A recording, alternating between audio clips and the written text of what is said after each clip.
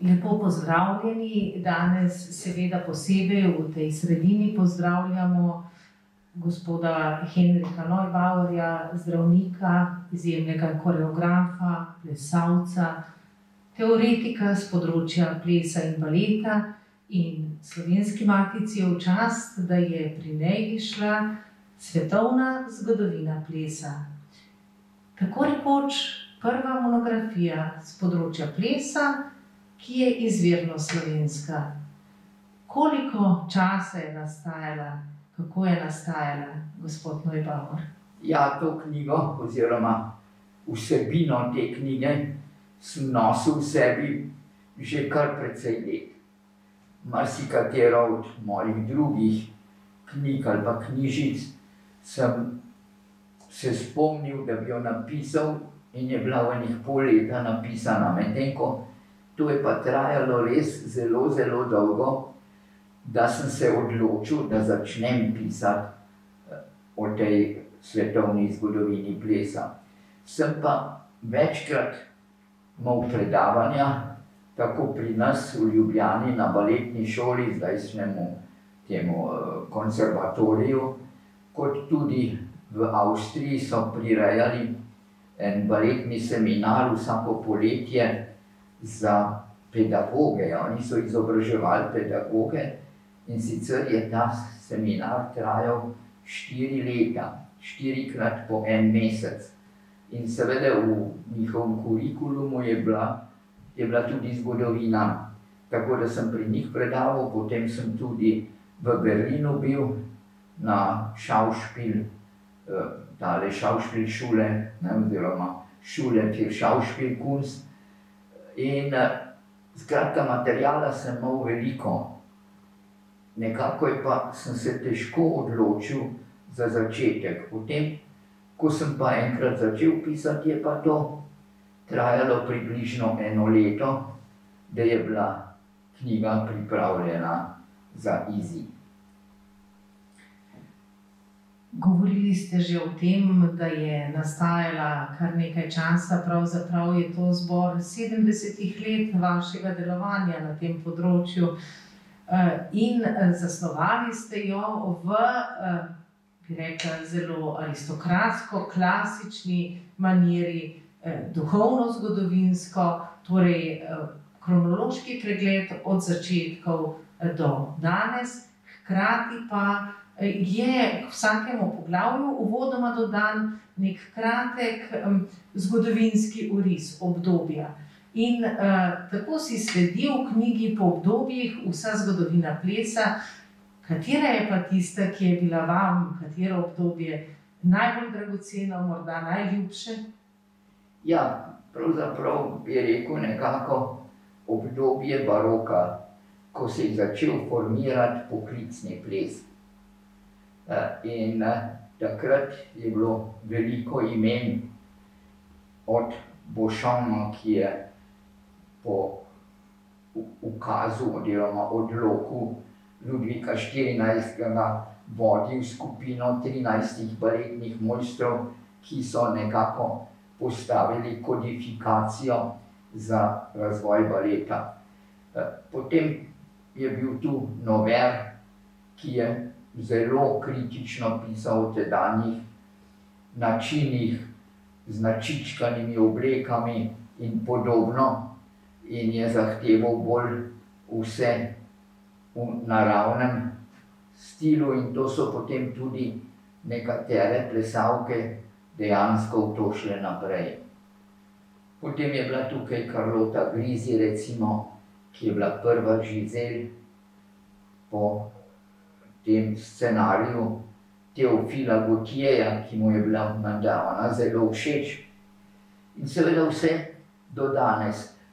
Nekako je začel baletni del, seveda, je začel bolj v Franciji, je pa potem prešel v Italijo s Karlom Blasisom, in ko so začeli prihajati italijanski in francoski baletni mojstri v Rusijo, je pa iz obeh teh smeri nastala smer ruskega baleta, ki je pravzaprav še danes glavno za vse. Potem imamo pa moderni del, kot mu pravimo, ki je pa začel šele ob prelomu 19. v 20. stoletje in so bile tukaj prve, je bila Loje Fuller, potem bila Isadora Duncan, ki jo vsi poznamo, ki je tako nesrečno končala s tem, ko je šla na izlet in se je njen šal zataknil, ker je bil odprt avto v kolesa. In seveda vsi naslednji z Labanom, Wigmanovo, Martho Graham v Ameriki in tako dalje. Tako da ta razvoj je šel nekje obe te smeri po zelo naravni poti. S tem, da je seveda balet čedalje bolj prehajal v virtuoznost. In je za vse te, ki se danes posvečajo temu, je pravzaprav res ogromno treba vložiti, da si na isti ravni kot drugi po svetu.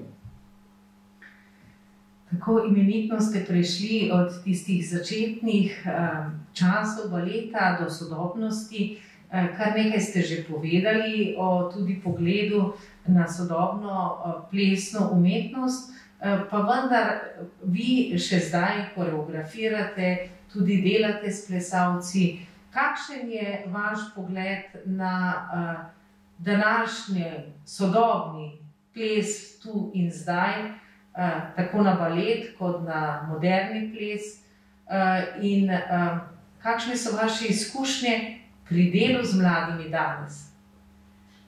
Ja, predvsem to, da so vsi te mladi veliki entuziasti in se temu posvečajo res na baletnem področju, je to težaško delo. Vendar, ko prideš na oder, ko obvladaš svoje telo, pa ni večjega veselja, kot da to pokažeš občinstvu.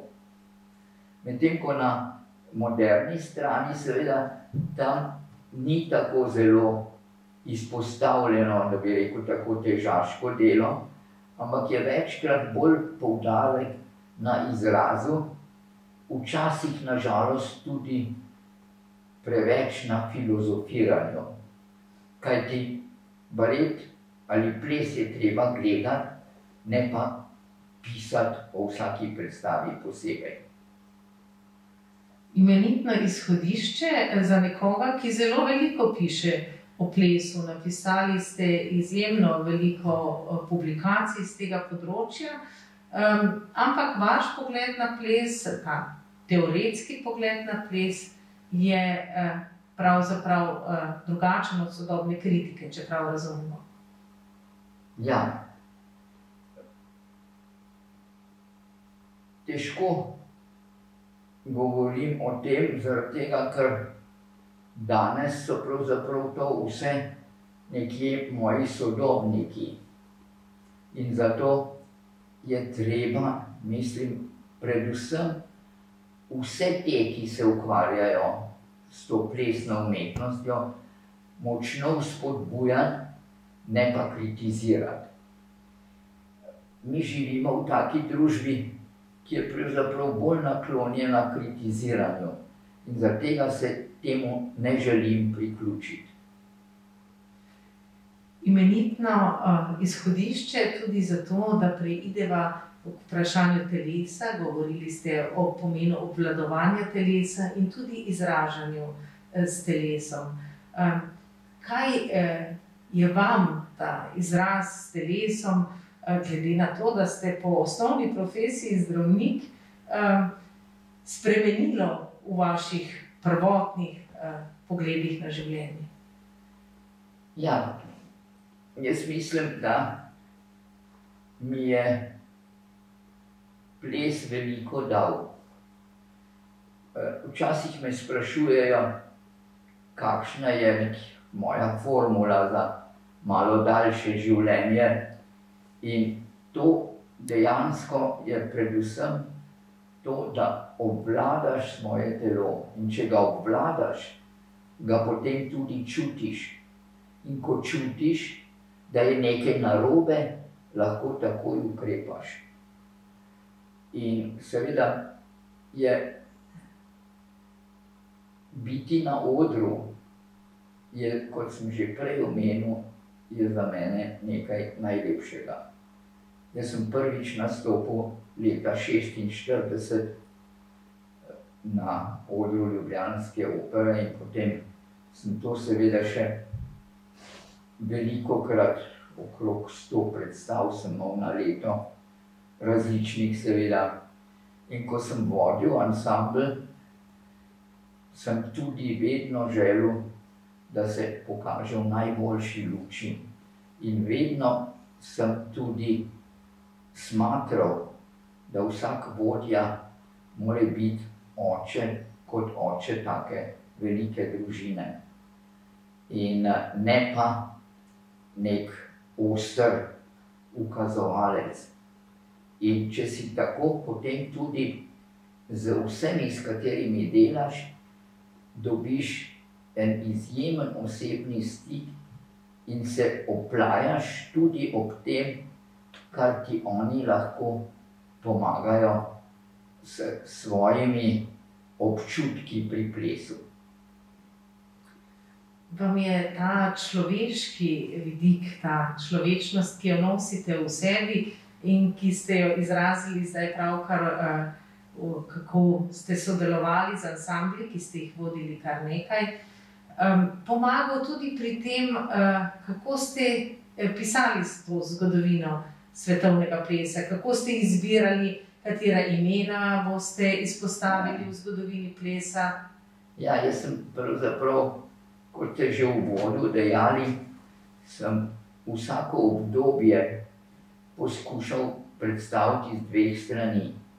Najprej o tem, kaj se je takrat dogajalo v tedanji družbi, potem pa seveda v širšem obsegu, kar se je dogajalo na plesnem področju. Tako da je to mogoče en način, ki približa lahko bralcu tudi dotično dobo in potem vse, kar je s plesom v zvezi. Poleg tega se mi zdi, da je posrečeno tudi, da sem nekako vsako obdobje poimenoval z najbolj značilnimi plesi dotične dobe. Tako da je barok je recimo doba menueta in gavote, medtem ko v sedanjosti se je pa pridružil tem umetniškim smerem, modernemu in baletnemu, še športni ples, ki je predstavlja nekaj posebnega in ki je na Slovenskem, smo dobili toliko dobrih plesalcev tega, da je Slovenija postala znana tudi drugje po svetu. Medtem ko baletni ansambli so bolj vezani in seveda tudi sodobni ples na gostovanja, ki so pa težje izvedljiva, ker vedno zahtevajo velike vsote denarja. In to ali od tistega, ki potuje, ali od tistega, ki hoče predstaviti nek ansambel, neko skupino pri sebi. Omenili smo metodo, s katero ste poskušali izpisati to knjigo oziroma ki ste jo izbrali za pisanje te knjige. Treba pa je vendarle poudariti še en vidik, kar dela to svetovno zgodovino plesa zares enciklopedično. Opremljena je zelo bogatim likovnim, slikovnim gradivom. Tudi to je bil vzrok, da smo nekako knjigo na Slovenski matici snovali že od leta 2018 dalje, da ste nabirali to dragoceno gradivo. Kako ste ga selektirali, kje ste ga iskali? Ja, iz vseh mogočih virov. Lahko rečem, da imam seveda tega veliko doma, tudi posebno, kadar sem predaval o svetovni zgodovini plesa, sem vedno to tudi ilustriral. In posluževal sem se pravzaprav vseh mogočih virov. Vse knjige, ki sem jih pisal, želim, da imajo ilustracije. Kajti knjiga, ki je samo besedilo, že pri prvi strani marsikdaj odbije bralca. Če so pa fotografije ali kakršnokoli drugo slikovno gradivo, je pa to veliko vabljivejše. To se mi zdi zelo pomembno in zato sem tudi poskušal res maksimalno to ilustrirati in je v knjigi je 150 različnih slik ali drugega slikovnega gradiva. Od tega skoraj bi rekel 1/3 od celotne knjige. Med najbolj impresivnimi slikovnimi izbori so prav upodobitve plesa prvih, bi rekli, primarnih ljudstev. To je ravno tudi dokaz, kako je človek od nekdaj imel izjemno željo, da svojim telesom sporoči neko svoje občutenje, svoje doživetja, svoj pogled na svet. Simbolika telesa je tista, ki spremlja tako rekoč človeka, njegova simbolna govorica telesa od samih začetkov in morda zaključiva ta najin pogovor prav s to mislijo, kakšno simboliko pa danes lahko nosi telo v tej današnji družbi zelo materializirani in katera simbolna sporočila naj nam danes prinaša, da bo naš svet lepši. Ja, lahko bi rekel to, kar sem že omenil, eno radost, eno zadovoljstvo, prikazuje seveda lahko tudi temne strani našega življenja, ampak ravno to, da je naša plesna umetnost, ki je pravzaprav izvirna, iz katere so se razvile marsikatere druge umetnosti, najbolj je med temi glasbena izpostavljena, da je to dejansko nekaj, kar iz sebe lahko damo vsem tistim, ki nas gledajo, poslušajo in ki se nad tem navdušujejo. Spoštovani gospod Henrik Neubauer, iskrena hvala za ta pogovor in iskrena hvala za to dragoceno knjigo Svetovno zgodovino plesa, ki je šla pri Slovenski matici. Z moje strani pa hvala seveda Slovenski matici, da je podprla ta izid te knjige, da jo je uvrstila med njene številne izjemne publikacije. To je za mene velika čast. In hvala vsem za pozornost.